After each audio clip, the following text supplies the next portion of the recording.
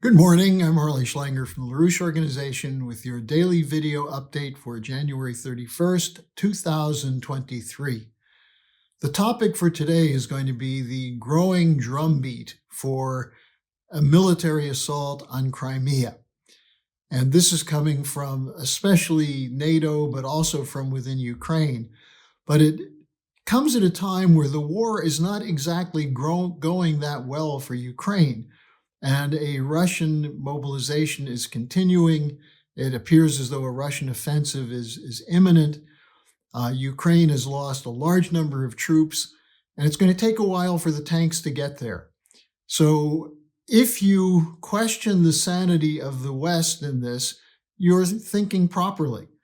The idea of a flight forward under these circumstances is quite wild and typifies this idea that we're in a permanent war and that this is directly connected to the economic crisis, the need for a war economy, and so on. But let's just look at some of what's behind this drumbeat that's underway. You have Reznikov, the Ukrainian defense minister, on January 29th, went through what he called his wish list for Santa. Now, it's ironic that he's appealing to Santa Claus when his government is shutting down some of the Christian churches inside Ukraine. But in any case, he said, we need fighter jets and rockets. The delivery of tanks to Ukraine should just be the beginning. Quote, everything that is impossible today will be possible tomorrow. And I assume he includes Crimea in that because he's spoken before about the importance of retaking Crimea before there can be any negotiations. Now, this is also comments from the Ukrainian intelligence chief, General Budanov, who said, quote, we must do everything to ensure that Crimea returns home by summer. Now, this is the same Budanov who claims Putin is dying of cancer, that Russia's running out of missiles, and so on. But there's an interesting admission from him recently.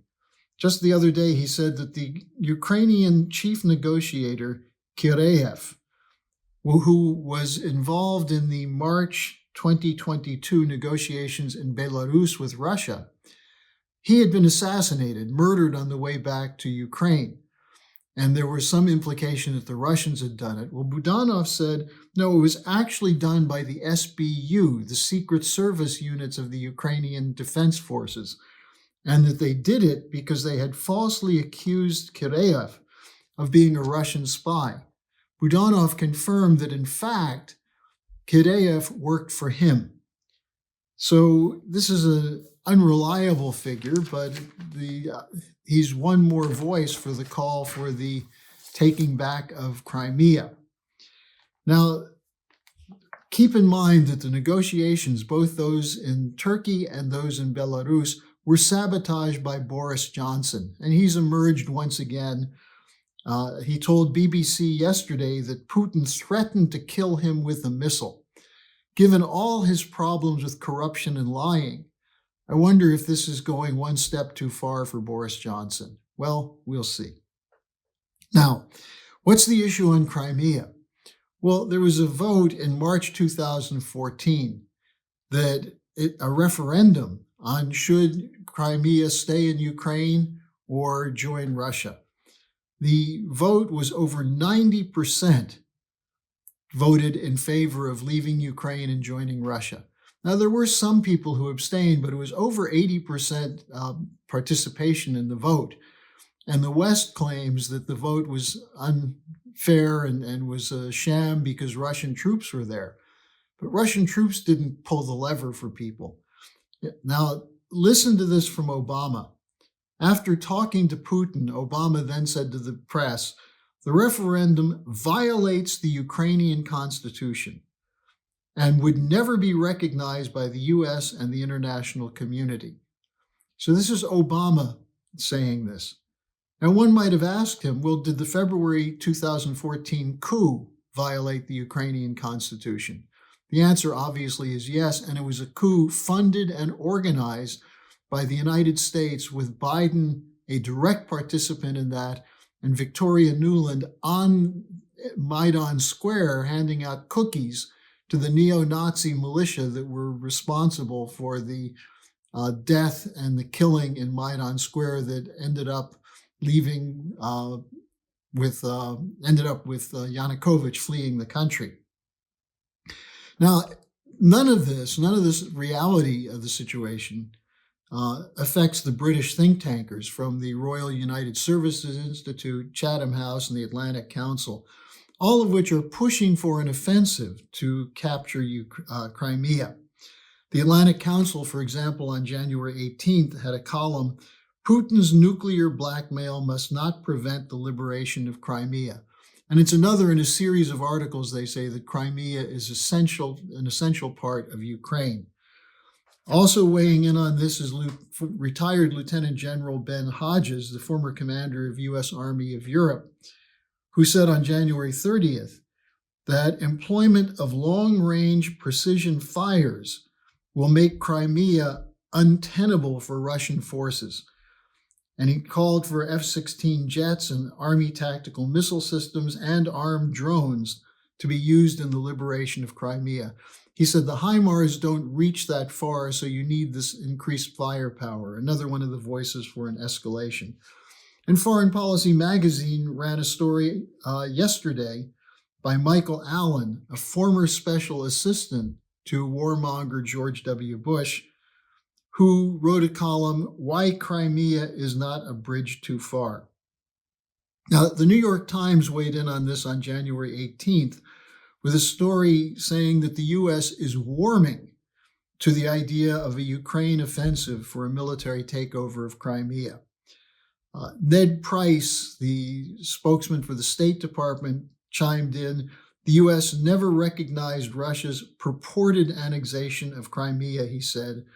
And the next day, Pentagon spokeswoman Sabrina Singh said that the U.S. support for Ukraine, quote, "includes an operation in Crimea. They have every right to take it back."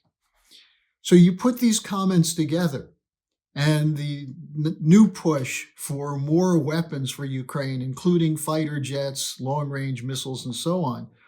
And it's clear that even as the war has turned, that is, the Ukrainian offensive stalled, the Russians have been retaking some land, but even as this is occurring, instead of going for negotiations, the war party in the West, which includes virtually every single government, is saying we're going to continue fighting, as the saying goes, to the last Ukrainian. And in contrast to that, you have General Milley, the head of the Joint Chiefs of Staff of the U.S. military, who said, "It's unlikely Ukraine could capture Crimea, and it's a good time for negotiations." Well, he's been countermanded. There's going to be no negotiations unless there's a substantial change. What would change that? What would stop this drumbeat for war? Well, a popular uprising against it. The citizens of the countries involved in this, in Western Europe, Canada, the United States, none of them have been consulted on whether they support a war. And in many of these countries, the war economy of austerity, cutbacks, is a central feature of the buildup for the military. What happens if you had real democracy and a referendum on these things? Today, there's expected to be a very large demonstration in France, and they'll be marching behind signs that say, "No money for weapons, money for pensions." Well, the French situation is symptomatic of what's happening throughout Europe. On February 19th, there'll be a demonstration in Washington, and I believe in many other countries, for peace, for negotiations, for an end to the fighting. Most important will be our conference on February 4th, the Schiller Institute Conference, The Age of Reason or the Annihilation of Humanity. And you can register for that in the form that's at the bottom of the description section of today's update.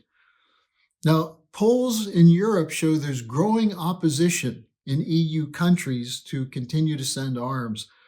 Only 9 of the 27 EU member countries have indicated support of 50% for arming Ukraine. The other 16, or 18 rather, are opposed. You have a majority opposed to the arms. So when Baerbock says Germany's at war with Russia, when you have this commitment coming, this push for more weapons, the push for expanding the war, who's that benefit? When will the people be consulted? And if you're not being consulted, you have to speak out. We have a number of opportunities for that. Go to our website, schillerinstitute.com, watch the videos we have, and sign up for our conference on February 4th. I'll be back with an update tomorrow.